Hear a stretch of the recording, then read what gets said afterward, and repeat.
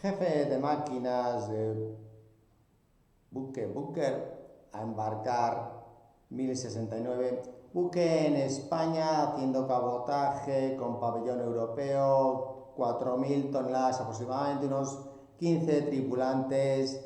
Necesitamos jefe de máquinas, puede ser de cualquier nacionalidad. Como sabéis, los pabellones europeos todavía Venezuela no lo endorsan, Cuba no lo endorsan. Este búnker es tanquero, así que aplicar urgentísimamente a aquellos con experiencia en TAN. Desgraciadamente Venezuela no puede ser en este caso. Bueno, esperemos que algún día Europa acepte los títulos europeos, pero bueno, es hablar con piedras, con los políticos, ¿no?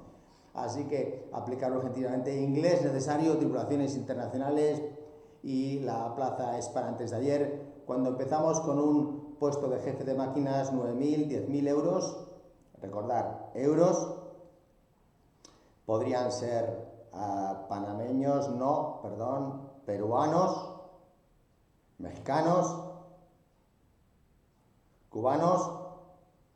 Habría que ver exactamente si tenéis experiencia en búnker, querido jefe de máquinas. Siempre estamos ampliando tipos de buques, mercados, banderas, nacionalidades. Bien, es necesario inglés de Shakespeare, aplicar urgentísimamente. Y ya sabéis que cuando empezamos con un buque, como es este caso, este vídeo de hoy, que es 15 de julio, este búnker, cuando empezamos, como decía mi difunto Aitá, padre en vasco, quiere decir one ship.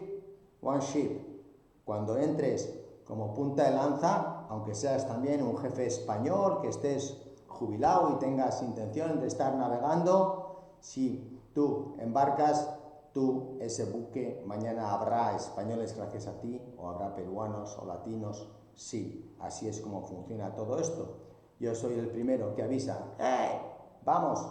Así que like, subscribe, muchísimas gracias. Experiencia búnker, sí, es para proveer de petróleo, gasolina, diésel a otros buques, puerto español. Gracias, saludos.